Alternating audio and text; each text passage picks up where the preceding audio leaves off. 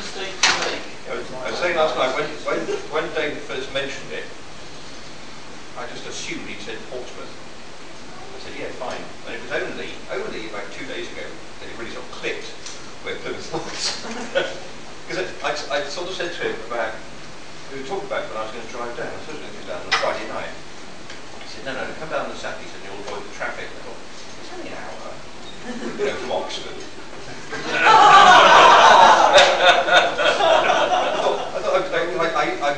I'm sort of president of the Royal Navy Theatre Association, so I go to quite a lot of Discworld stuff at HMS Collingwood and HMS Sultan in Fairham. And so I thought, it's no distance, I can down there on a busy Friday evening.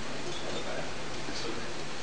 Hey, route master out. Bloody hell, what? 200 miles. Yes, because there's 103, 104 miles to me, so yeah, it's a long way to you. Yeah, I worked out, route master is 194 miles, and it was on 202, and I still haven't quite got to Plymouth. I'm not sure quite how it works. Yeah. It's L space. I'm here because it gets me out. You get stop getting musty. If you work on your own in a workshop, whatever, you tend to get like an ingrowing toenail. You know, you get on with it, and you're focused on what you're doing. And because of what I do means I'm angular retentive anyway, and so there could be literally days, 2 or 3, 4 days when I don't go out. Well, I don't really need. I mean, I sometimes go to the pub, but that's only 2 doors down the road. I just don't go out.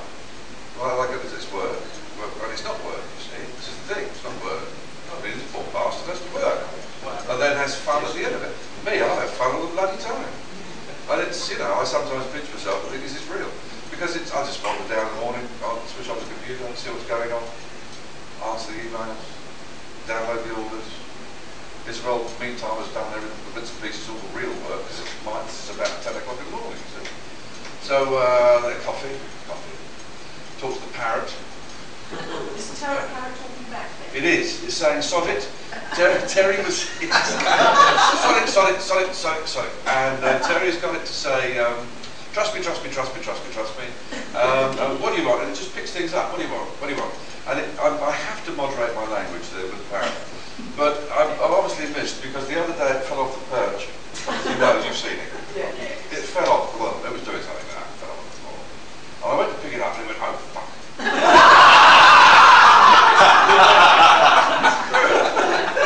and it's not said it since.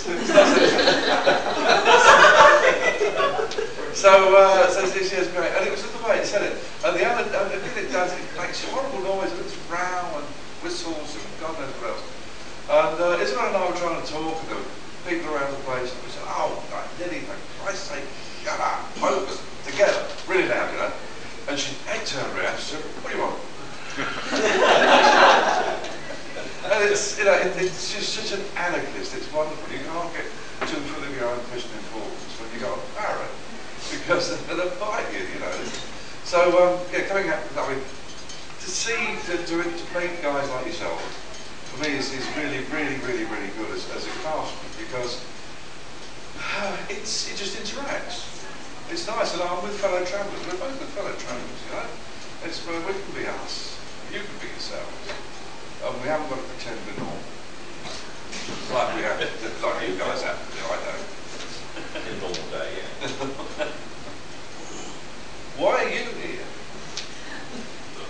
Keep wondering. Force of habit.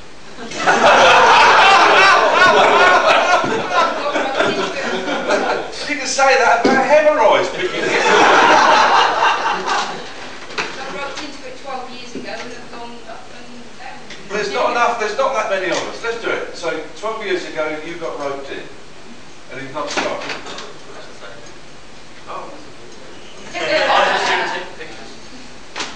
We're starting that, so why are you here? 14 years ago, Sophie Aldrin going to Mark 2, but turned up, she didn't turn up. John was up on free registration number 3, and it sort of went off from there. Behind you. Well, I'm the one into it. I rang this along with me. Did you get the Right, behind you. About 12 years ago we met David Alley and they said, come to this great convention.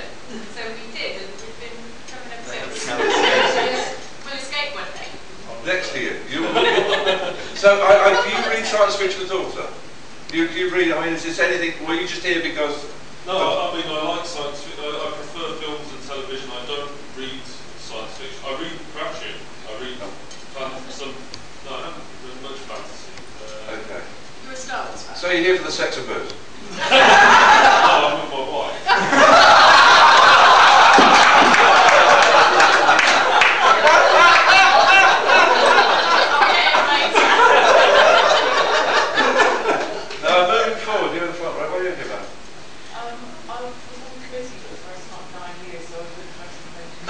On the committee, and you still look so sane, so balanced.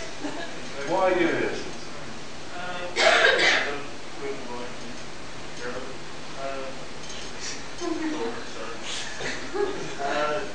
I like watching Star Trek and Stargate. I'm not really into it, but I enjoy watching. Yeah. So it's nice to see people who put on this one as much as background. I understand that. What about behind you? I am a science fiction fan, but I think the main reason I still come is because the regulars at Armadacon become sort of like family. Yeah. So I come to meet up with the family. Yes. That's right. And you as well? So the same. I came to the first convention. I used to live down in Plymouth at that time, and you come back partly because I know the people here. Are you in the job? No. No, you're not. All right, you just remind me of someone who I was in the job. Why are you here? Well, Ross dragged me along. It seemed like a good idea at the time, and it still does. Yeah, but you come to my place as well. I mean, I can't. Now, why are you here? Me? Well, I must say, it is a great fan of science fiction and fantasy. Yeah. Films or anything, and a lot of my friends got to conventions and enjoyed them, but really I couldn't afford to go very often because I came to one just before the London one many years ago. It was only really when he and I got together that I started going to them frequently in a slightly better state of mind. That's lovely. Now, what about you, lovely lady? About 5 years ago, I just stepped off the plane and flying into the middle of NBC promoting the voyage video. And I turned up and I met Sharon and Ali all dressed up and they just said come to the convention. And I was the only 16-year-old girl at the time that I knew who was into sci-fi. So coming here I got to meet all these cool people who are into it as well. Wouldn't tease me. And it's nice, and you feel safe. Yeah. And it's good company. I get to dress hard and do the Yeah. things I love to do every other day. Isn't that lovely? Yeah, I was 15 when I first joined the one. Isn't that I lovely? also do a lot of live role playing. It's about being somebody else for a while. It's smashing, isn't it? How therapeutic. Why are you? I'm Ali's sister. Yeah?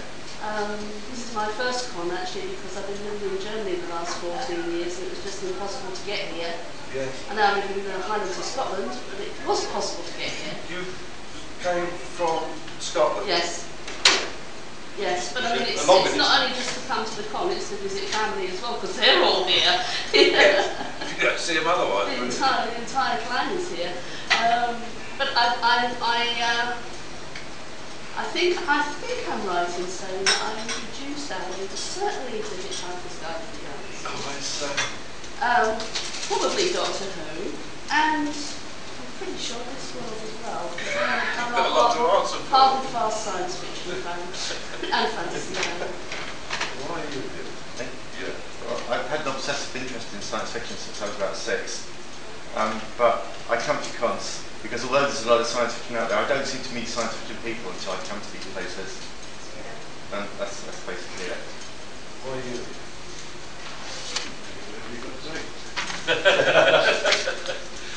It's really good because you've got this thing about tribes, isn't it? But it's almost we share many interests the same, and I just think it's nice because you do relax, and somebody knows what we're all talking about. That's really good. What would you like to see? I'm sorry, you're supposed to be asking us questions. I've got so much to learn about this. This is only the second convention I've ever done other than Discworld. What would you, if you could, any of you made a magic wand, apart from getting proper guests, I suppose. We're cheap, you know. We'll go anywhere for free. But apart from getting proper guests, well, what would anyone of you come up with anything? If you waved a magic wand, your money wasn't an object or whatever, what would you like to change in terms of a convention? What would you look for? If you could change this convention or create another convention? Yes, that's true. I think this one's unique because where you've got big stars, sometimes they can be the most boring people you've ever seen. But when you come to this one, everybody's so passionate about what they're talking about, it makes it much more interesting. Thank you, yes, I like that. I'd agree with that because as I said, you can sit down here on Armadacon, you can sit down with my computer and sit and chat with them, whereas if you go to the bigger conventions, they're sitting on the microphone and saying, this is what I particularly love about Armadacon, because you can sit down and chat with them. How many of you go to other conventions? Bloody what, you masochists! Does Discworld count? No, that's different entirely. That's completely off the wall. No, that's not completely off the wall. No, it's off the wall. I think with many larger ones, the stars who turn up, I think they haven't really got a mind of their own. They're taught to say things when they're doing their work. But if you ask them questions, there's one in particular a couple of years ago at Bournemouth, and I forget who she was within Voyager, and every answer was yes or no, whereas guys like yourself, you can't stop you. My wife says the same thing. And you're learning things, whereas these people, you just learn they're just as powerful. That's truly interesting, isn't it? Because I think my learned friend at Thespian, but you put a character on, and suddenly that character starts making you money, and so all you are is that character. Whereas I think we all come here, and this is tribal. I'm coming back with you. If you want me or not, ask me back. But it's I like the comment that we can dress up and put on characters that we enjoy, because isn't that the ultimate fantasy? You know, that I'm going to come back next year as probably a bell tent or a small marquee or Colin, and I don't know. But you can do this, and it's lovely, and it's liberating, and yet you can take that costume off, and you're just with nice individuals, nice human beings, and we can talk about books, we talk about films. There's this common denominator running all the way through. It might be that we're all fucking loony, but it certainly might. Weird, but There's a new character. glad to be sad, as Terry used to say. Glad to be sad. That's going on a t-shirt. I think that's where people are just acting a part, and they're getting the wedge because they are the part. Well, there is no them, because they probably go home and sit and that's it, they just put on this costume and they put on the part. But we all expect them to live the part. Of course, there's no part to live, really, is there? It's just, it's two-dimensional almost. We started off as why people are here, why they're coming here, We've next to come to some people coming in sex, drugs and rock and roll, by mistake, but there you go. Others because some years ago photographs were published and quite the negatives. Not those negatives, I hope. And others because they like dressing up.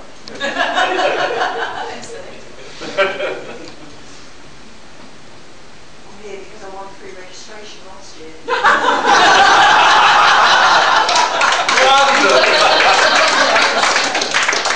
If you hadn't got free registration, would you have been back? I think so, yes. Yeah. But free registration helped. Oh, yes. How do you get free registration on the trial result? Well, I won the newbie section of the masquerade as a toga who would also zapping himself. That's lovely. But how does this relate with other gods in terms of this sort of friendly spirit and the daft things that went on last night when we were looking at masquerade? Is it the same as other gods? Better? Worse? No, there's one similar called Redemption, which is a biannual event. It's every 2 years. Yeah. Did you find that friendly? Yes, it's very good. Yes. This is perhaps the best one I've been to. Really? Well, it's been held in Hinkley in Leicestershire this year, next year. Yeah. Next year. And it's well worth going to. Is it? Yes. Now what about WorldCon? When that comes round to Glasgow next year, is anybody going? What's that like? Well, I haven't been to one in Glasgow. I've been to a couple in the States, and the thing is, they're so huge that you could get quite lost. But if you know a few people, if you've been around the pants scene for a while, you're bound to bump into somebody you know. Sure. And there's so much going on. You almost certainly find something enjoyable. I mean, there is, you are distanced from the big stars, obviously, because there's so many people there. Yeah. Well, Depends who they are. it depends who they are. Yes, that's true. But I mean, just I found that this year's, like they're going and Terry Pratchett, there were so many people wanting to be near them. They had to keep a distance, or they'd have been swamped. Yeah. But yeah, it depends who it is and the situation. And they try to arrange, small things so that you can, have just a few people with a guest. We also get a lot of people turning up as attendees who would normally be guests who were away from the summer break. That's true. Yeah. So you get a lot of writers just turn up. They wouldn't be advertised as if they're attendees. But when they discover they're there, they might try to arrange something, maybe at the round table for coffee or something just to check it. Right. Somebody to be quite. So you've got a lot of people you would expect. Yes. That's a nice bit of serendipity about these big conventions. That world.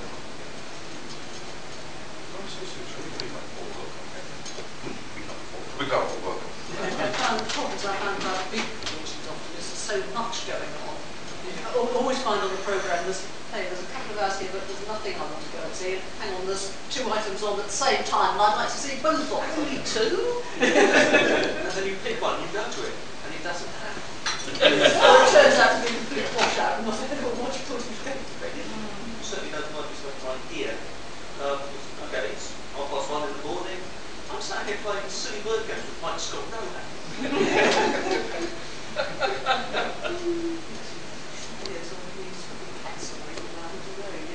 All this.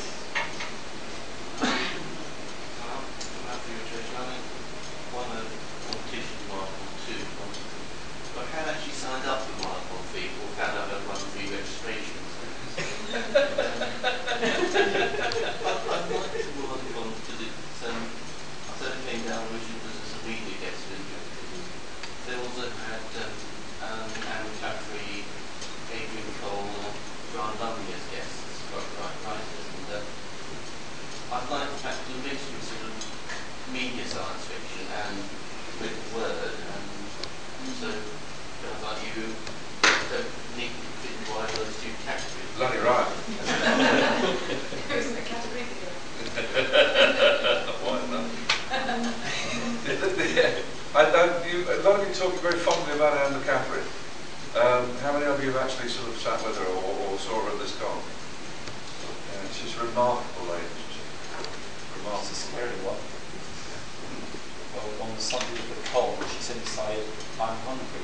Let's go and find a restaurant, and commandeered half a dozen stewards who disappeared. Without telling anybody. We're thinking, why have half our stewards, one of our main guests, disappeared? And where are they? So the other half of the stewards are running around the Plymouth Arts Centre saying, has anybody seen a guest? They might be lost. Meanwhile, they're all down in this swank restaurant round the corner, all getting tanked up on Vindaloo and Golden Spot. And they all came back looking very happy. Find the other half of the stewards looking very sort of, we've lost our guest.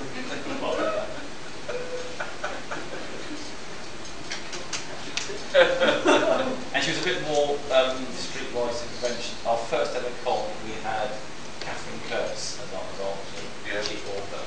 And the local bookshop, who's no longer here, decided, right, they knew in advance of the guests, right, we'll get the books in. They turned up with a crate of books. Look, if you took the books out, I could have climbed inside the crate. And I thought, all right, they'll sell books, people will buy the book, she'll sign it. No, she did a 2-hour panel, sat like you were, with 2 tables. On one is the full box, and one is an empty box. And she just sat there, signing. And I went into this shop 3 years later, and they've still got signed copies of the shop. And people were coming back to the shop and said, I bought this book and it's got somebody's name in it. Terry did 14 hours signing at Paswell distribution day. 2 7-hour stints. Just sign, yeah, at the depot. I said, didn't it drive? He said, absolutely driving mad, but that's what they. So I do believe the old adage now that an unsigned copy of Pratchett is worth more than one signed. I used to have a very tiny bit of that kind of stuff when we were doing companion. We used to run a bookshop with large cardboard boxes just packed with books just to be signed. Yeah. Well, he'd go to Even if you got somebody actually opening them and putting them in front of you. You'd go with them to Australia, badly too.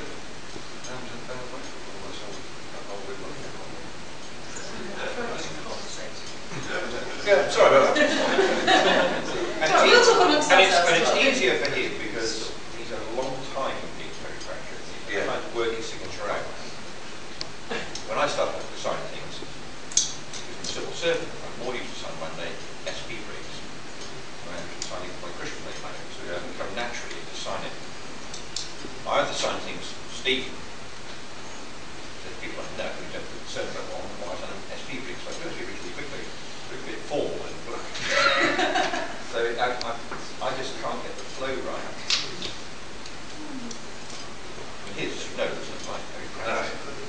It's become an icon, a little symbol, which is lovely for itself.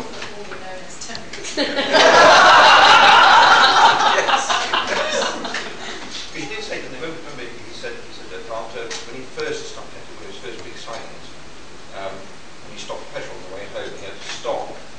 Paul before he signed the visa slip because he had signed so many books his signature no longer even bore slightly resemblance on the visa card. Now he's got other people to sign his visa card. Could I ask the pair of you, have you got away from Terry, have you got a dream sort of thing you would like to do in your children's sort of careers of stage and major? Something you really love about age, very long further on the TV, that would be quite good. I'd like to find a mega spin-off from Discworld that makes a lot of money by putting a screenplay for the Discworld film. It's well, or playing Lord Veterinary in Swamp Dragons, the movie. I'd like to pick Alan Rickman to the role of Lord Veterinary in the film version. Johnny Depp was captured by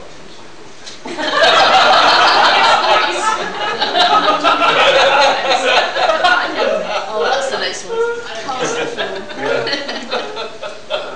Who would be Colon? Yeah, or trying to be a good travel. Yeah. Yes. Yes. I think the novel would be CGI, based on the way it describes it. The guy that was in that folding version of Guards on Stage was like he was really copy.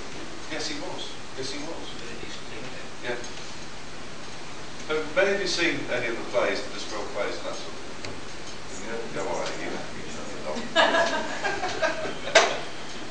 We'd still like to know, how many years in advance we booked to get a Friday night in? Oh, no. If you book within the first 2 weeks after box office opens, you should do it. So the first 2 weeks, the Saturday is selling out. Although this one has sold out much quicker than took the text. That's a bit like the way it is. No, I've had members of the cast, they ring me, they ring me and say, can you keep me a couple of tickets? And I go, yeah. I don't quite think that. Well, I'll see them in 2 days, and then they don't come to the next rehearsal. Yeah, by a week's time they go to the other tickets and I'll sold them. Yeah. Yeah, we have exactly the same problem with the event and the feast, the sausage supper. For those of you that don't know, we do this funny thing. How do you book for the sausage supper? Sorry? How do you book for that? Well, did you get a coloured bit of paper which had all the shit on it? Oh, for God's sake. Well, I'll take your names and addresses down for you, but the system, there's no system, there's the old lady and me. But we take over all the pubs in Wincanton in the town, and we put on a sausage and mash supper. We say to the pub, look, get your sausages from Andrew, because he does vegetarian sausages and real proper with dead pig eating sausage. And cook it up dirty with onion gravy and mashings of this, that and the other. And it's got to cost no more than £8.50, which is they can always manage. But the most we can seat is 200. And normally there's about 230 or 240 people who actually want to sit down. That in the evening, and it just gets more and more difficult. It's a very good weekend. To fit there, doesn't it? Well, it just, and then it's a good fun. Think of a convention, but instead of walking out of here and going to the bar, you'd walk out, go down the street to the bar, and while you're walking down in all your costumes looking wonderful, there are all these normal people walking up the other side thinking we don't know them. Sounds like a dining room. You've got to speak to your wine merchant. I'm sorry, he has to change his site. They have a wine merchant called, is it? Morpork wine. Morpork wine. I'm still asking for a typing error. But it's lovely. Last May, but bearing in mind we've got members of the City Watch that they are in full garb, you know, the armour, the bits and pieces. Sorry, did you want? Yeah, sorry about this. We've had a message from somebody to look for car registration number WV53YMF. If it's one of yours, they're blocking an exit somewhere. Any of you guys? Right, sorry about this, carry on. There's a wedding going on in the town, and we have a certain amount of problems, or we did originally 3 or 4 years ago. We had problems with the happy clappers, bless their hearts. They thought there's people who will be dressed up as witches, there's wizards, this is all creatures of Satan, and we really don't want this to happen, you see, and there's all sorts of old crap going about. Until, you know, the local priest, the Catholic priest, was collared by one of these evangelicals, and she said to him, look, aren't you going to put a stop to it as well? And he said, do you like Tolkien? And this woman said, well, actually, yes, but he's on the other side, isn't he? And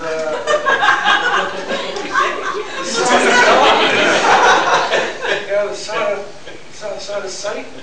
And so the father Henry said, well, actually, Tolkien's brother is a member of our fraternity, so he's actually a priest. And that shut her up completely. That, you know, just scotched the whole thing. But you know, when people found out it was harmless, we didn't eat babies. Well, not without a pastry cut. So tasty. So we now people just do. They wander down on High Street, and they're all in motley. They're in garb. Anyway, in May of this year, there was a wedding going on. So there's all the people coming out of the Happy Clappy, and they're wandering up to a hall further up in the town. Now there's a local bloke called Jim. If ever you come there, you'll see Jim. He has got a cider drinker's nose. Jim's nose tells the story of his life. Because it's this organ, not of olfactory senses, it's an organ of hue and colour. And it goes anything from a light green to a russet red, dependent on how Jim is feeling and how much he's drinking. And how much his wife is hitting recently. So there's Jim standing in the doorway, moderately sober, at about 11 o'clock in the morning. And people coming from the wedding, walking up the hill. And they've all got buttonholes on, this, that and the other. And walking down the other side of the street is people, there's witches, warlock, wizards, the city guard, and the figure of death.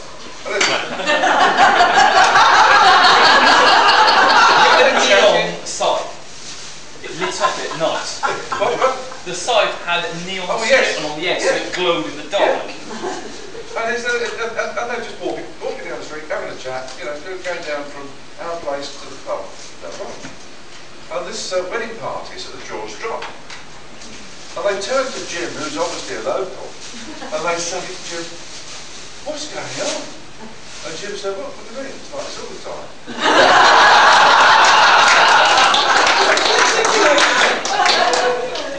In that Bernard, you should have come last year because due to a major hotel on the Hoe burning down, we had a posh wedding at that end of the hotel, where we were in here on Saturday night, including having a full-size Dalek with voice box. And we're in the middle of our masquerade, and Robert's a city costume and that, and a little tap goes on the door, and the bride's head comes on and says, "We got some kids, can they come and see the Dalek?" I said, "Sure, when the kids in." So she brought the kids in, to which the guy who's operating the Dalek suddenly starts talking to the bride out and saying, "Where's the guy who's paying the bill?" So she went out to get him, she come in, there's all us lot in silly costumes doing a bridal archway. We brought them off to the Dalek, and the Dalek proceeded to marry them again. The bride her makeup is wrecked because she's laughing her head off. And it has to be said, the groom has an expression of, "What the hell?"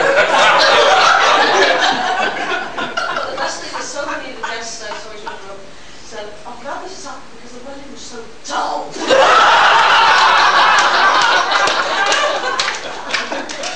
There was some, I use the word advisedly, there was some normal people in the lift. Oh, God.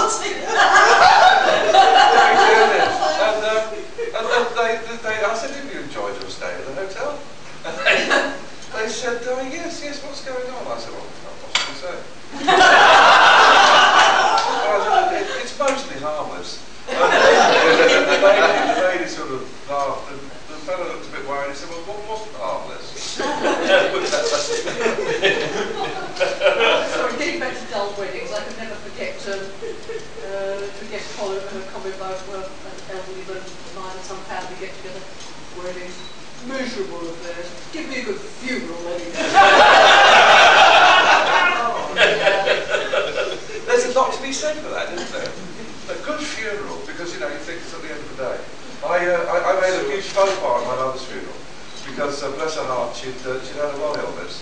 And we all knew all this old crap about blessed release. In the previous incarnation, I was a coroner's officer, and I have seen some very unblessed releases, let me tell you. But the old lady, God bless her, she'd gone, and she had a wicked sense of humour. And so at a funeral in the East London Cemetery, and without thinking, I picked up there was this huge pile of wreaths, Christ knows what else, and I picked up a wreath, small wreath, I threw it over my shoulder. There's all my old aunties and things there. I said,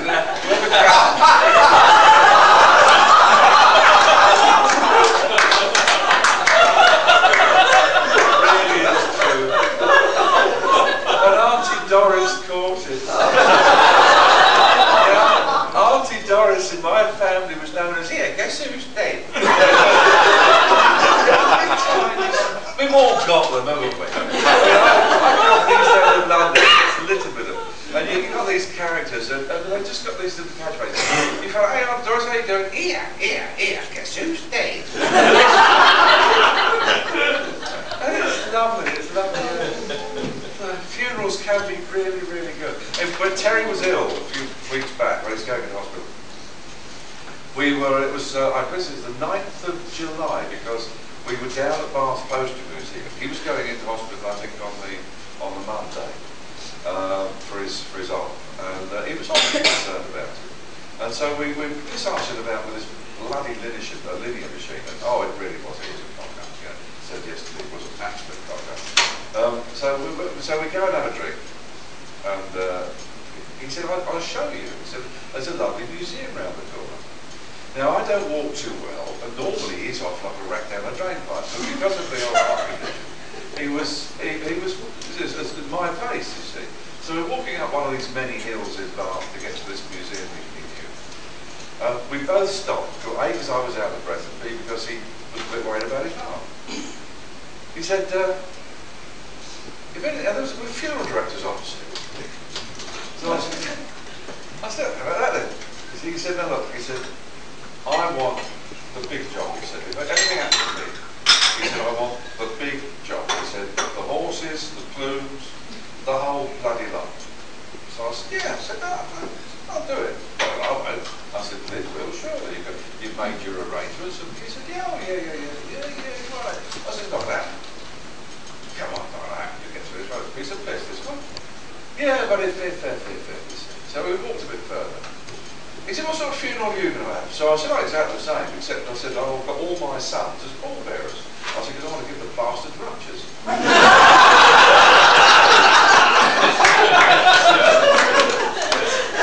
said, no trolley, they've got to fucking carry me. So we get a bit further and this hill towards this old lemonade factory. And he said, I want to wake. I said, Christ, yes. I said, we'll give you a bloody good wake. Guarantee it. He said, will you organise it? So I said, yeah, all right. If you don't come out of this, I'll do your wake. And he said, I'll make sure that Lynn will give you the money. He said, I know you've got it all. So I said, right, okay. And we shook hands to this little road in Bath, a little bit further on. I thought to myself, I said, here, I'm going to die before you anyway. I said, you can do my wake? He said, yeah, all right. He said, I'll have to bloody pay for that too, won't I?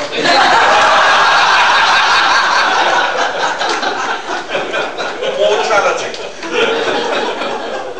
But I was talking, am I hogging this? Shall I shut up?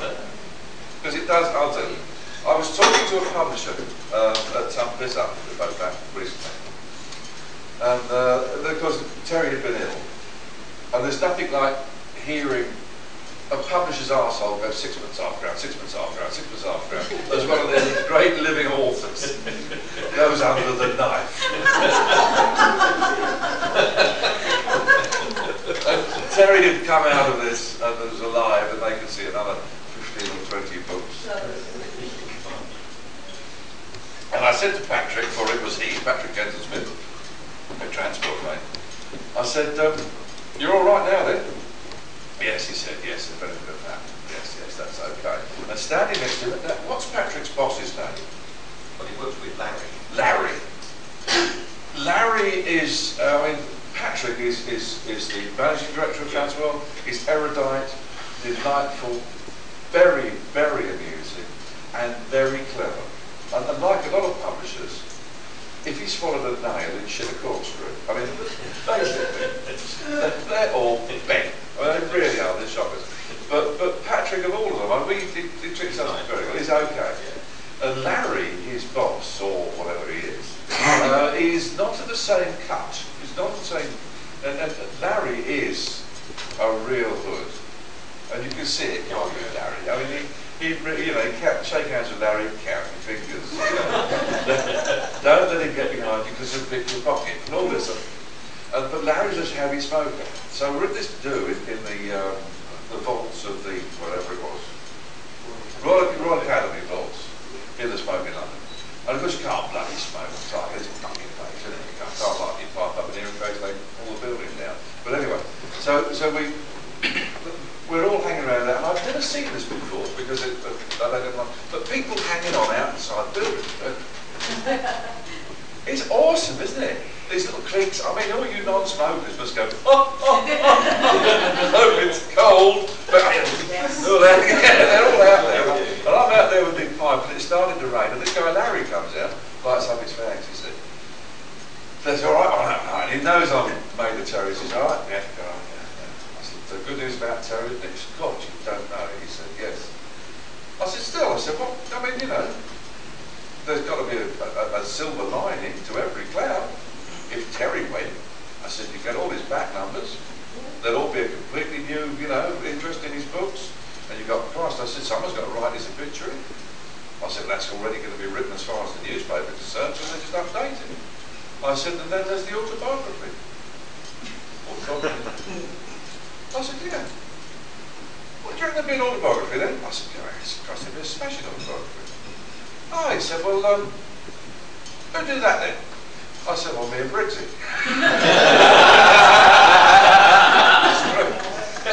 And he said, really? I said, yeah. I said, it'd have to be a fairly heavy advance. So he said, why? I said, well, we've got to do a lot of bribing.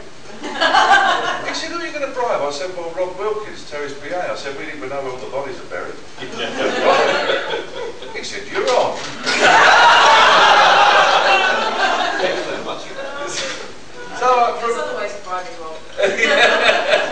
So I thought, sorry, that's reasonable. Yeah, that's okay. So I've mentioned it to Terry. Yeah. Yes. I mean, that reminded of his own mortality. Which of Terry's works, again in your own fields, has been the most enjoyable and which has given you the most nightmares? Jingo is definitely one that gives the most nightmares. It's a very complicated plot. It moves around the Discworld a lot, which is not a good thing of playing. And he wanted as much of the plot left in as possible. So it ended up being a very long, very, very complicated play, although he was very pleased with the outcome. I've cut it, taken a lot of the plot out, being published next year, and I've cut a lot of the plot out of it because it was necessary and nasty. But he won't read the publisher anyway, so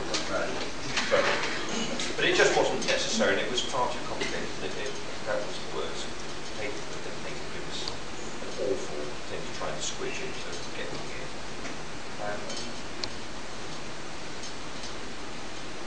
Of the others, I think at the moment that Monstrous Regiment was the one that I liked best. I liked the way it came out. It had a nice linear plot. It's been quite a while since we've had a nice linear plot. It was nice in that it was that kind of band of brothers, no pun intended, kind of thing, group of people. So you had a group, one of the pastoral people on the outside, the main focus was more on a small group altogether, and that was quite nice focus.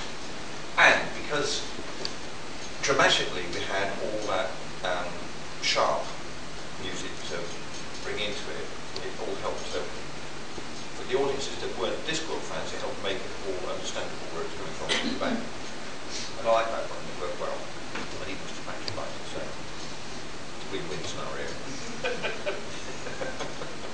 That's it for me. The most difficult one was when I was sculpting the Thieves Guild. I should have bought pictures, but I'm so disorganised, but next time I will. And basically the Thieves Guild, he describes, he had just finished writing the Thieves Diary. He'd both done the Thieves Diary. And it had a fairly good description of the building. And the idea that Terry had got was of there were huge tenement blocks in Glasgow and in London in the 17th century. And they were called stews. And they were like huge, massive, well, they were like tenement blocks, big, very much. And Terry had this idea that the Thieves' Kitchen was a massive stew. But the whole idea was that it was like a bottle kiln. So you got this bottle kiln shape, which was huge. And in front of that, you've got an old courthouse, which is based very, very loosely on the inns of London, on the High Court of London, Old Bailey. And then round the corner to that, you've got what was the old Fleet Prison, which in fact was a fortified manor house or a fort or something, a castle. So you've got all these components which I had to put together. And I mean, yes, the Old Bailey bit is absolutely real. I can say that that's a Peterman, there's bits and pieces, and it's stone clad, and it's this, that, and the other. 1700s to 1820 with the pastiche in 1900, pastiche in 1930. You've got a neoclassical building, piece of piss. All you've got to do is make sure it's straight. Round the corner is this lovely old archway, doorway, fortified bit, battlements, turned into a prison, So some of the windows are going to be blocked up. Lovely, yes, smashing lots of old brickwork, which is lovely to sculpt, because you get lots of textures in there. And then you got this huge lump, which didn't marry in. It was pure imagination. It had no reality in vernacular architecture. There's nothing like it. And I started sculpting the thing and sculpting it, hacked it. And kept taking it back to Terry. He said, no, make it bigger, make it bigger. And I was just every bone in my body, if you like, as a craftsman, saying, this is absolutely wrong. Buildings cannot be built like this. There's too much, it's too huge for the sort of brickwork that you tell me it's got. And it's got all these fluting chimneys at the top, you know. But I did it because that's what he wanted. And if I get it right for him, I know I've got it right for all the fans and collectors. And it looks good. It looks superb. And I put a little courtyard in, and we did a training area where there were chimney pots where the thieves train how to go up and down chimneys. And there's a pickpockets row where they train them. And then I put another bit in. There's a little powerhouse which powers a roundabout with carts on it, so the thieves can. I mean, we're talking tiny, but the thieves allegedly can sort of run along and get on these carts, and that's powered by sort of a treadmill. And I worked out that the treadmill was 1/10 the size of the main cart it went, which meant you'd have to work very hard to do it, but it was at 10%. And so I put over that little building the Colin Spire Wing.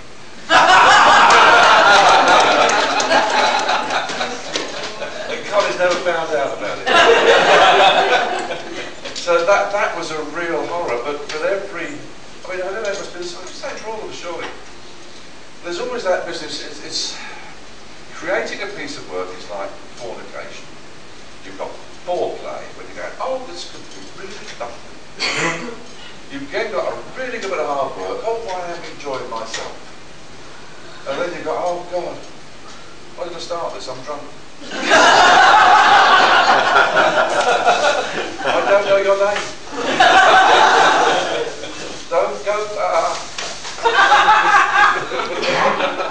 But you've got this plateau where I mean, any job you do, you think, oh, I've done this. Shouldn't be doing this.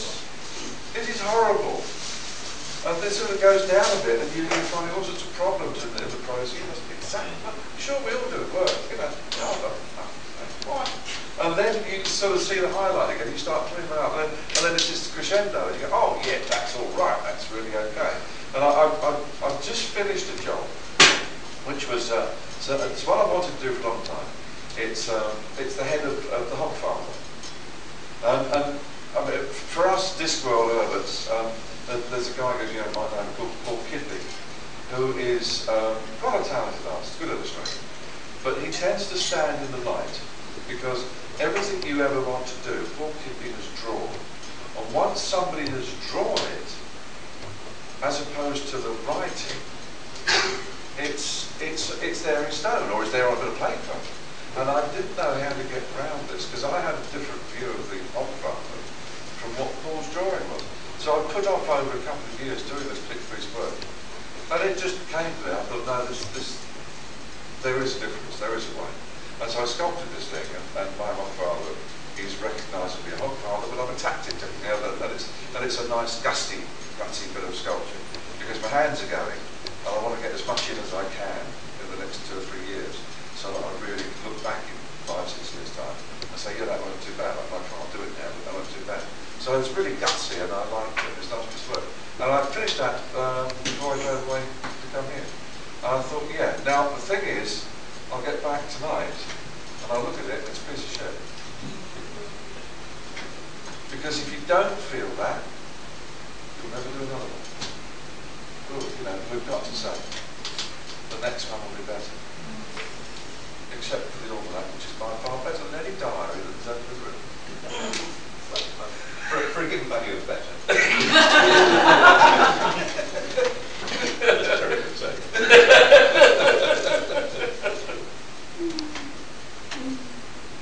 Have we done it now? So you can keep going if you want. Oh, I'm boring the tits off you. No.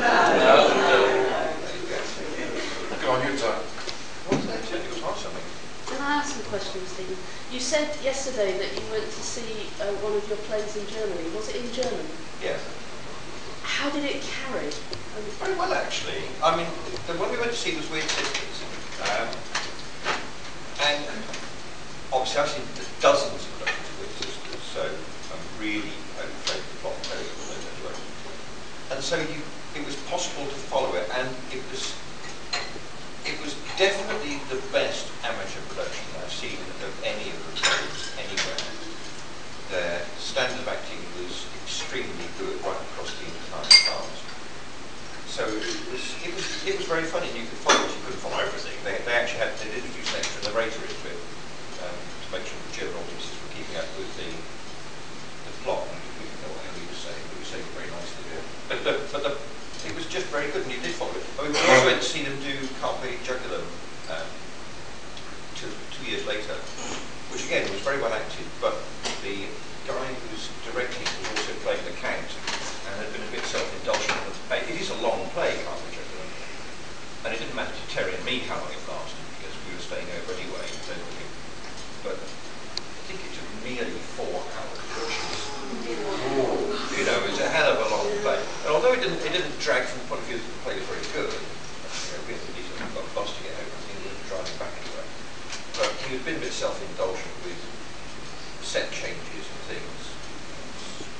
Yeah, trimmed it a bit more. But it's still very good. Would you like to be thorough? And it was just, well, I mean, Terry thought it was just rather cool, just flying over to Germany, watching a plane and flying back. When we went to see Weird Sisters, I was also going to be seeing, I think we went Friday night to see Weird Sisters, and Saturday night I was supposed to be going to see Masquerade in Cheltenham, another production. So, flew back in on Saturday, I dropped Terry off at Pratchets Discworld, and drove back to Oxford, picked up the person I was going to see Masquerade with, and drove across to Cheltenham. It's all sort of very sort of, it's very sort of superhero-ish. Right, next time I must fly. So I'm needing another country. It's quite sort of fun. Seeing 2 plays in 2 days in 2 different countries. But the pattern of the plays we've been on in the world is just great fun. And as Terry has made a great play on over the last month or so. About 6 weeks ago we had an application from Antarctica that wanted to do Weird Sisters in the Australian base in Antarctica. It was just such a off-the-wall thing. Oh, you have to go and see that one. Certainly, they asked me about it only about 6 weeks before we wanted to stage it. And the Australian base is the one off the end of Africa. And as we all know, by the Briggs programme, I think the boat only goes twice a year. Yeah. Missed that one, that's it. You get ready for 6 months, that's cool. So, it was not possible. I'm sure Terry would have, if it had been possible, I think Terry would have paid for us to go and see it just for the laugh. But it would have been good fun. When you see, can I have a answer the question? When you see one of your plays being produced, do you still have ownership? Do you get cross if they screw up, or do you say no, that this is up to this particular playhouse, that their flavour of it and how they do it is entirely up to them? Yes and no. I mean, it's always a big trauma for me going to see the plays, not because of any of that, but because if you're going to go and see the play and it turns out to be actually appalling, and you've got no way of telling before you go, like it actually is appalling, you know you've got to talk to the cast afterwards. That's always in the back of my mind when I'm driving over to see one. What they do when you go and see them, sometimes they get things wrong. Sometimes they definitely get things wrong, they just miss the point. Sometimes, more often than not, they put too much scenery in so the plays last too long. But no, by and large, what they do with them is what they do with them, and it's just interesting to see. What's interesting is just to see what somebody has done with it, and it's reassuring, because I write them for my drama club, we put them on, and that's all very sort of cosy and sort of incestuous. And so what's fun is to see somebody else doing them and to be reassured that they actually work outside me writing them, directing them, pushing them forward, and doing them, that somebody else can take it as a separate thing and stage it without necessarily having had anything to do with it. I've done it before, they just take it and do it.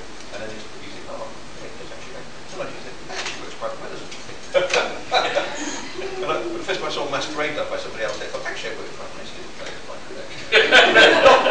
not down to me, but I mean, dramatically, all the right bits have been lifted out to make it actually work as a play, rather than, obviously, it's like when Tiffany turns the guy in the magic shop into a frog, and there's this big pink balloon that floats up near the ceiling, and that's what the play is the frog, and the rest of the novel you have to use is this big balloon of stuff, and it's making sure that there's nothing important in the balloon, really, that's what's important about it. But I was saying, I can't remember yesterday, something I said about two of the plays that I wrote, I did on commission from Oxford University Press, but they wanted a Pratchett play to go in their Oxford Play Script series for school students. And those are primarily designed for classroom use, not for performance. They're meant to be work things. And they've been dancing around the idea of getting a Pratchett one. They didn't know how to approach it, because they think he's a bit scary, which he is. Not as scary as we think he is. And then somebody at the theatre club worked for EB and said, I don't think I know somebody who works with him. I can get them to ask him whether he'd be prepared to write a play. I said, I'll do it. So I wrote those two, Johnny and the Dead and The Amazing Morris, without having any idea of a performance in mind. I wasn't writing it for my group, I wasn't writing it with my theatre in mind. I had to write it with the idea in mind that it might only be people sitting around in the classroom reading it out, so it had to work in that basis. And I had to write it bearing in mind that it might actually get performed by a school, so there was no point in putting any major effects in or anything like that. They had to leave it simple so they can bolt things on top of it. And a couple of years went by before somebody staged one, and that was somehow got all the way to Plymouth, so I couldn't get to it. 900 miles from Oxford. 10 hours on the A303, so I didn't go and see that. And then somebody actually staged one in Oxford. And I went on to see it. But then I'd written it about 4 years previously, never seen it staged. Went on to see these sort of 10 to 11-year-old boys at Morton College School doing it. And it was, well, actually, yes, it works as a play. That's really fun. There's all the projects that over there, and then actually, yes, that works quite, and these are kids doing it, so it's the ideal people to do it. Yes. I think that really actually does work as a play, because you do it thinking that might work all right, you never actually get to see it done. And the same with Morris. I only saw Morris done in Warwick about a year ago. And that too, it was great to see it done, because it worked. It worked with the kids doing it. So, whatever they did with it, like, go back to what you were saying, no, I don't sort of think, oh my God, we do stuff like that. Sometimes people do things because they're nice, people sort of do that, so I just think they missed the point of that completely. Yes, yeah, you can do a play and not make vampires cool, but that's just the way people are. Well, I've seen Weird Sisters done by a British drama club where most of the cast were in their 60s and 70s, and all the young men were played by women in their 40s. Yeah. And it still works to an extent, though I think it's rather sad that there's a group in eternal decline. You can't get going into a group where the youngest person's in their 40s, you're going to come along and think, it was nice and hidden. Yeah. It just goes to show. It's the sort of the drama group that we normally do an Inspector Paul or which is quite nice to do. Occasionally also. Mr. P would currently say, push up the envelope. Is it true that there's a play being performed virtually every day throughout the world now, or every week or every month? It's probably virtually true. So I think certainly every month there's one. And there are always around 20 at some stage of production all over the place. And they are all over the place. Japan and Indonesia, and Bahamas and Zimbabwe and Kenya and all the European countries, of course, America, Canada, Australia, New Zealand. It's quite nice to I've got to say, in all honesty, the nearest place I've been to that's had a very Pratchett play was a little opening theatre about 30 miles down Cornwall direction, and that's the nearest I've come to one near Plymouth. I haven't done one yet. Any of you guys been to one of the plays? Thank you. Other than in Abingdon. What was that? Fine Jackson and what? Was there anyone at the Prospect? No, it was when we did Guards for Hexford. Oh. Oh. No, that was really camp. No, our local people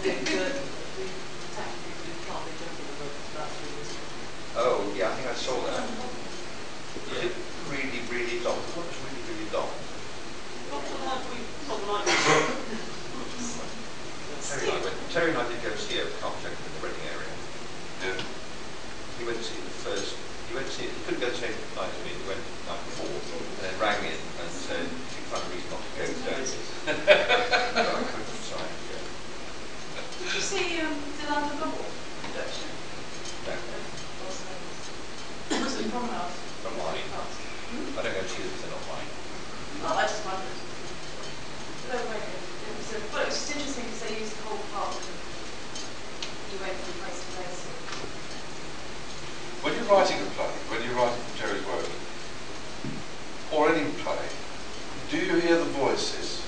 Yeah.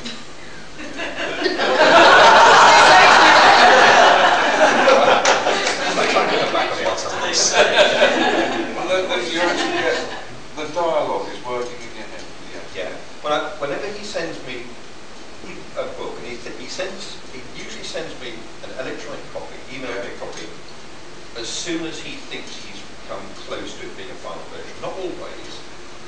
One of them, he kept sending me the book at sort of weekly intervals, and so I kept reading a bit, and then he'd send it again, and I have to read all of it, because he'd change it. I have to read all again, and it would get to a point about sort of 3 pages beyond where it was, and then stop, and then that got a bit messy. But normally, he waits till he's reached the point where he thinks it's close to being finished, and then sends it through. And then when I read it, I have to read, I find automatically, and it's true with most books anyway, I find if I'm reading any fictional novel, I'm mentally dramatising it and go through the other books. And that seemed to work nicely. Why couldn't we do that? So half of me is doing that, half of me is trying to get through the damn thing. I need to read any Pratchett novel in about half an hour, because half an hour of his email, he rings and says, well, I go, yes, not bad. Not bad, he says, Christ, he says, like drawing bloody teeth getting on there. So yes, I do. I'm staging it, I'm seeing how it works, I know where in the unicorn theatre I play the scenes and how it will work, and it also, it's like you were saying, it's that sort of creative process. At that point it's fun. You can see the whole thing. My mental image is this vague shape which is the play that would be. I can see everything very nicely. And I leave it once, he sends the next draft of text, and then you start looking at it, and you realise there's not what's left to cut out. It has that kind of tedious shape that Pratchett books have, where there's quite a nice sized cast all the way through, and at the end there's an enormous crowd. Yeah. So you need masses of people here, and none of them can be doubled up with any of the people here. Doing that. And then like he has with the books, you get all of that, you get all the mental image, you know where it's going, you know what shape of the scene to be, how it's all going to go, what the main part of the plot is, and then it's what he does actually just type the damn thing out. It's just a chore. Because at that point, it's all there, it's all up here. But the trouble is, it's all going to come out. I'm only a 2-finger type, and I just sit there, typing the damn thing out. And do you find, because working with Terry or working alongside him or however, it's like dancing on the edge of a volcano without underpants, having eaten pickled frog, so well, seriously gastric. But he's I'm sure it's the same.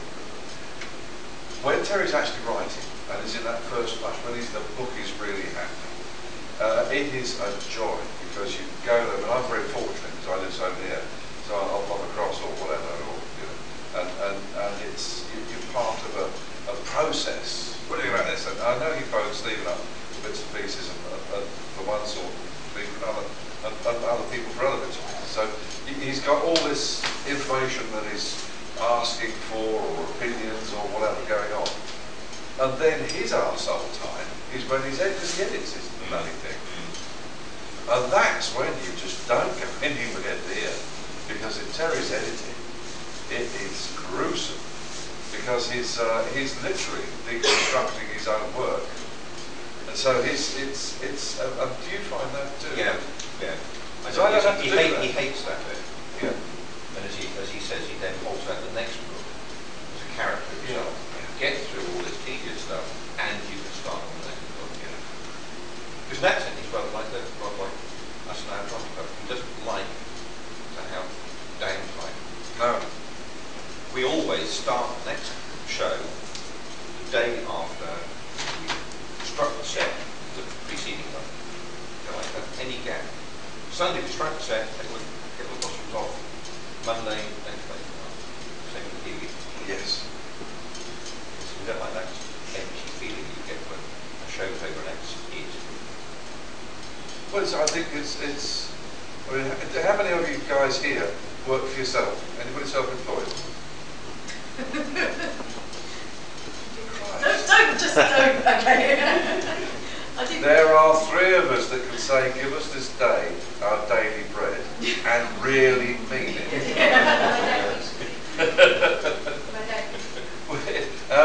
And I think Terry is got that, well, although he's got a slight cushion of the odd million or 3 pounds, there's still that bit that says, will they love me tomorrow? Anybody who's in career, will they still love me tomorrow? Will I still get away with it?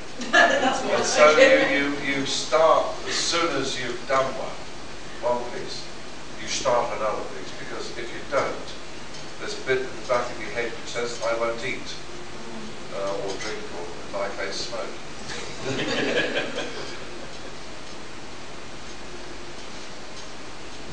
Anybody else got any observations?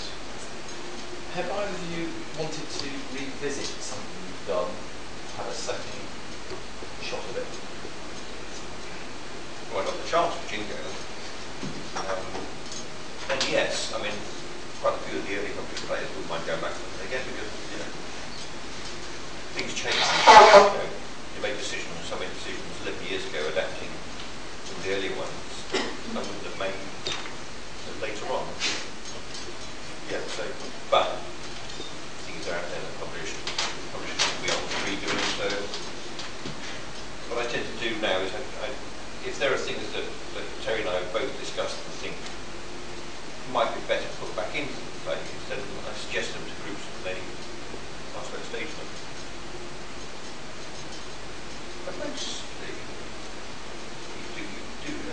It is what it is when you do it. Yeah, well, I used to say to the students when I was teaching sculpture, as was taught to me, that once you finished a piece of work, you put it to one side, put it away. And I don't live with any of the work.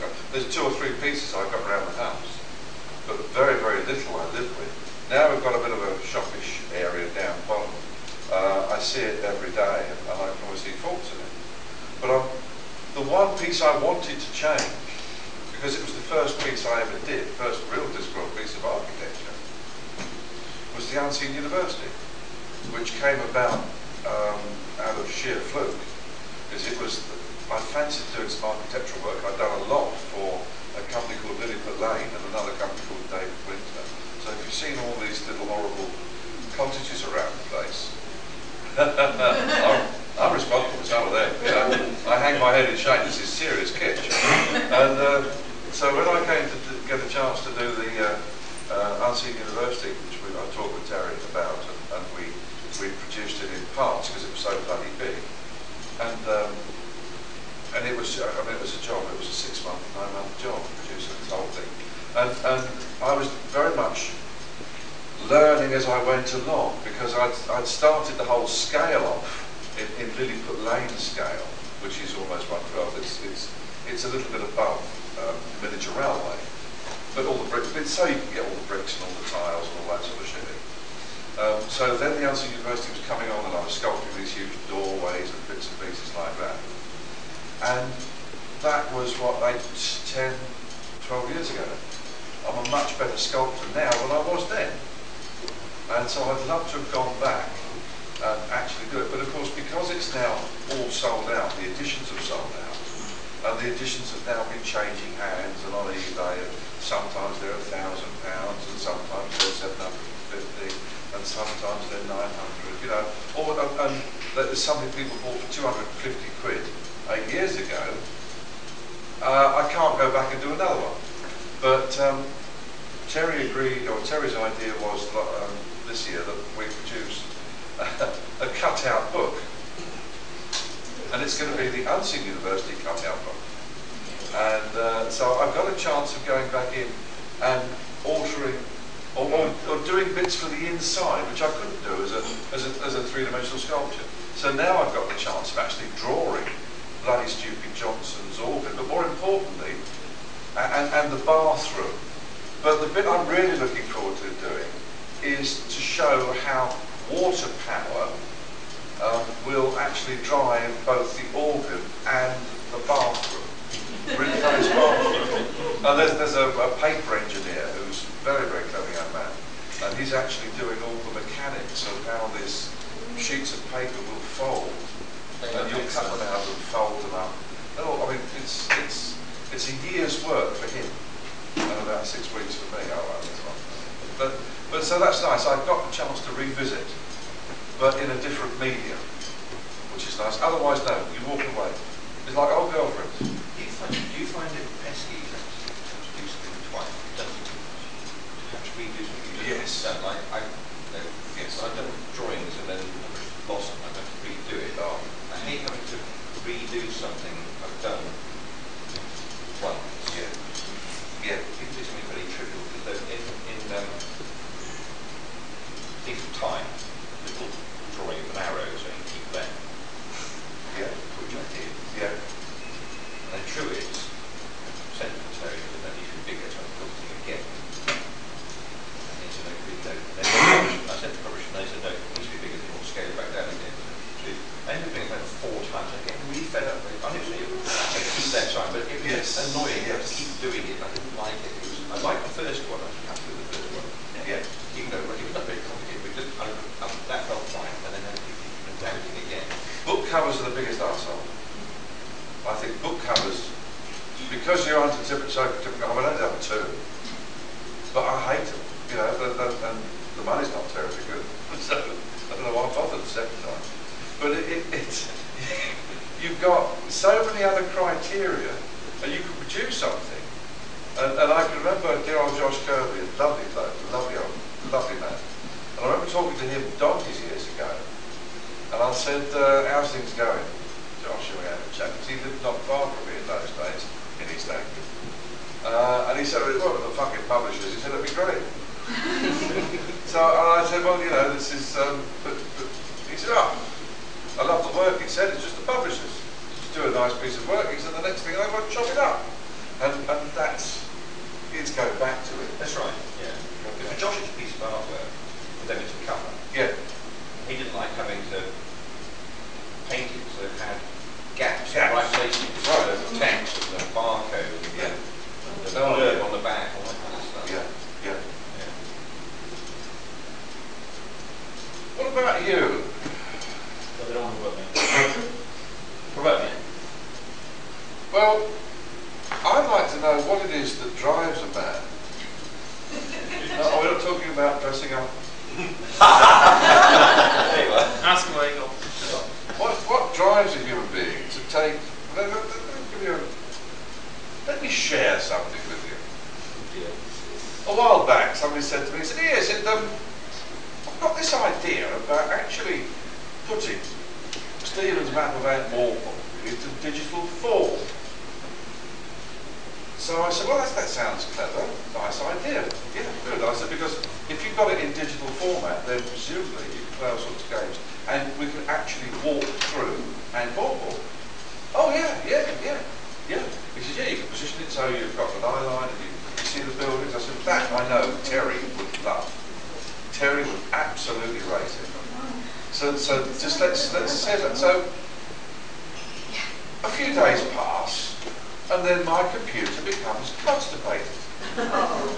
I've just switched on the other thing and I'm on broadband.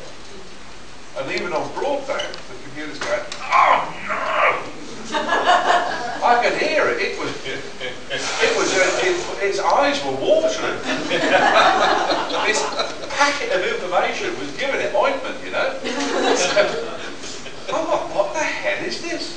I think I'm sitting there because I subscribe to the Big Nipple Society, but only because it's artistic. But I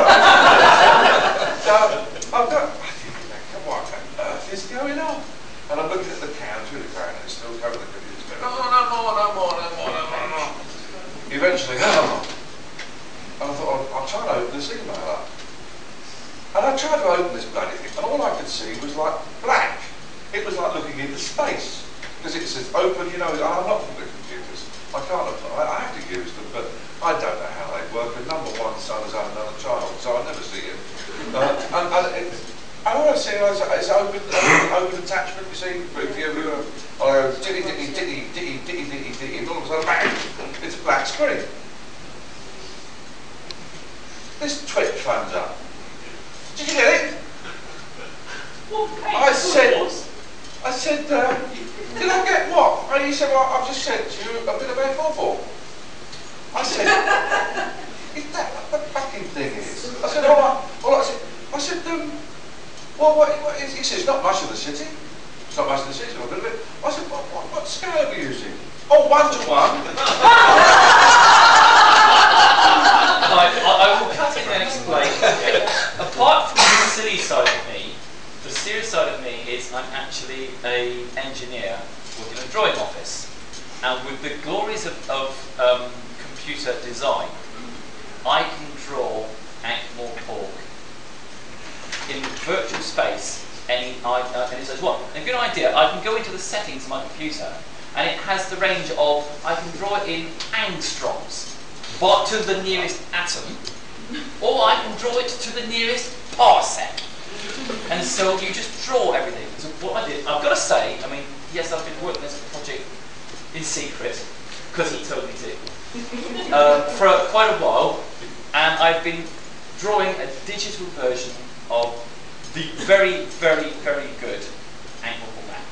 And I sat and talked to Bernard, and we said, well, how big would a street be, why, whatever? And based solely on the disc theatre. I'm working on purely on the supposition that if the disc theatre is the same size as the globe theatre, which is 100 foot across, and on your map is that big, I can work out every dimension on the map. And we said, right, in the shade, street will be, I think, 10 feet wide, and a standard street will be 20 foot wide, and a broad street will be 50 foot wide.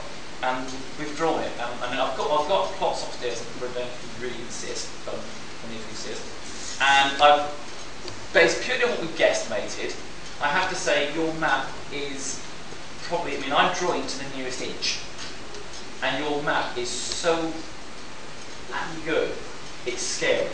Because I'm guessing your guy who drew it for you. No, he drew it. Or you drew it. No, he drew it. No, but the published version is what Stephen copied off a light box from the original one. So it's not quite as accurate as I saw the original one over at Terry's place. And I went into, because that was at the new house, where it's now, isn't it? Yeah. And it was out on the dining table. And it's this huge sheet of paper. I mean, it was pre-computer in that respect. Everything was done with tiny bits of paper being drawn, and then pins.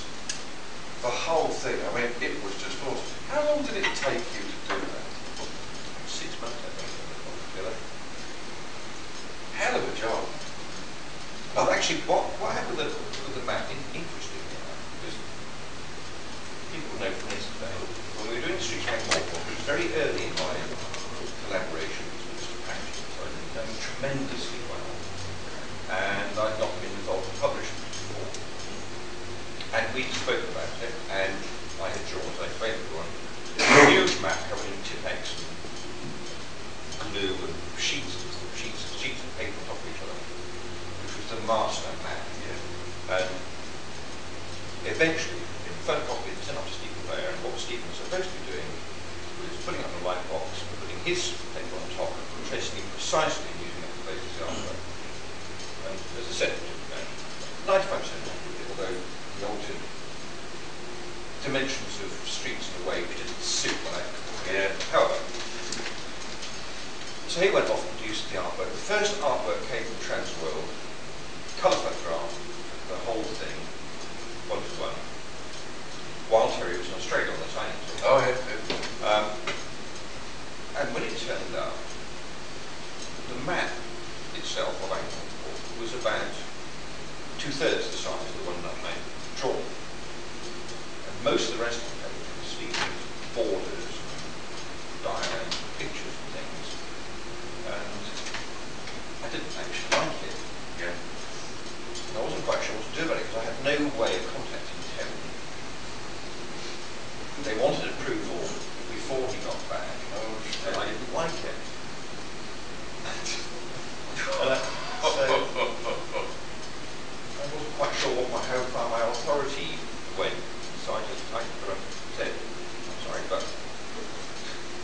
think it's true to say that Terry and I were expecting this to be a Macbank Morphle. People wanted to buy a Macbank Morphle, want a Macbank Morphle. They don't really want most of the little borders and diagrams and pillars and shields. Those are okay. You've got to fill in the edges, but they don't do that. So, the end result was that Stephen Blair had to repaint the whole thing in the right size. Which he did get paid again because it was actually Transworld's fault. They had sent him a reduced. Was that Liz? Oh dear. Early in those days. Early in those days. That was interesting, calling a whole something which didn't cost them money. Because they were, the publishers were going, well, are you sure?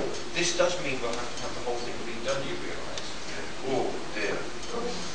Yes. Ben's like to do one. When he came back, he agreed anyway. So,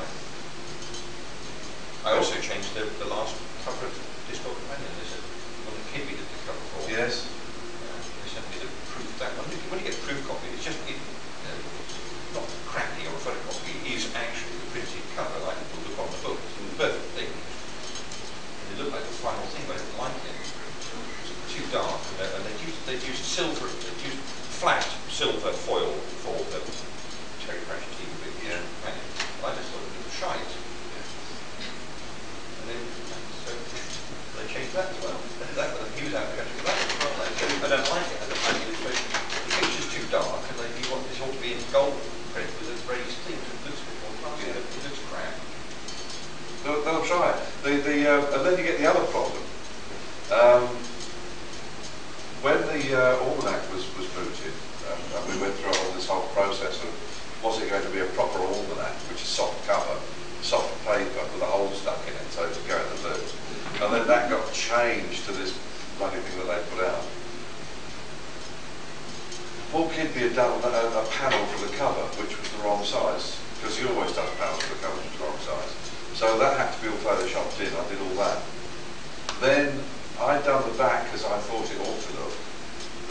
The front, Terry had said, no, he wants it fairly blank, because, you know, it says what sells the book is Terry Pratchett. So there's a big lump on there for Terry Pratchett. So I'd take that across to Terry, and yeah, he was happy with it.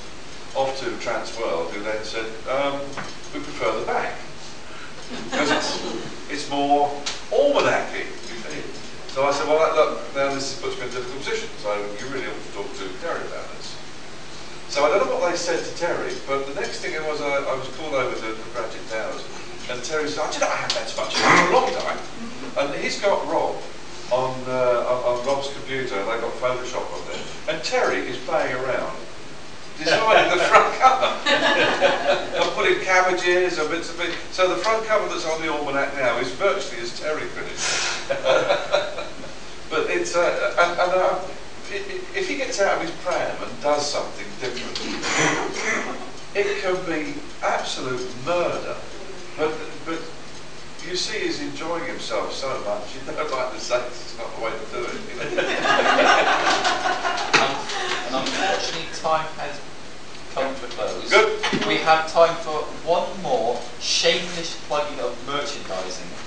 So would you like to plug your merchandise so that all these good people know where to go and what they can get? I bought some stamps, if you want to buy some stamps. Surprisingly. I don't know what's in the little brown bags, but it's £4.99, and you could come up with a winner for eBay. You could be dining out for a month on the eBay proceeds. There's a few almanacs which Stephen will sign, make them worth money. Are any of you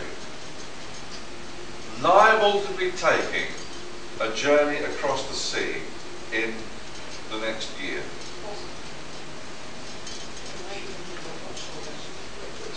You could be going across the ocean. Could you be actually travelling upon the sea, upon the ocean itself? All right, I'll cover this. I'll cover it. You see, Pratchett came up with an idea. We were going through the almanac, this whole almanac thing, and do any of you remember Joan the Wad? Right, this little horrible thing you send off. It was in the Sunday, Express, and in the News of the World and all that sort of shit, wasn't it? buy Joan the Wad, your luck is guaranteed. You see. So Terry said, look, we haven't got a Joan the Wad in this bloody thing. And I went, but Joan the Wad is still copyright. Yeah, it's still copyright, so I couldn't rip it off. It's a great shame. So I said, well, what year is it? And bearing in mind that we were almost in publication, I said, what is the next Discworld year? And must have been, I know he was editing a book, because I'm sure it wasn't fucking Prawn. I said, we'll just say the Prawn then, shall we?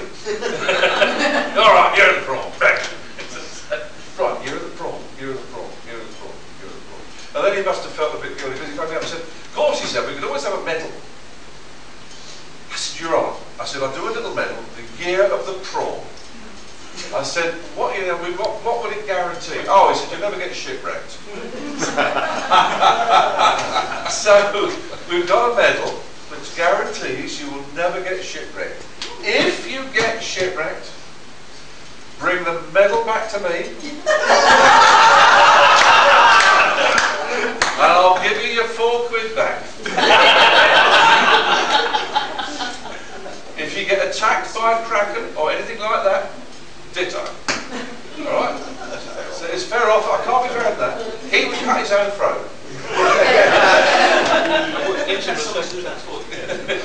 So I've got some bits if you I don't give a shit. You've got nothing to do. I'm more of the thing.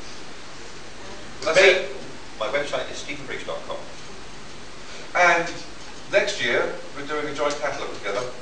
So we'll get all your names, if you don't mind us getting your names and addresses under Freedom of Information Act, we would like to send you our joint catalogue. And it will make you laugh. There will be many a chortling fun. Catalogues are fun. A catalogue of many fronts. A catalogue of fun. Yes. Can we have a show of hands, please, for our guest?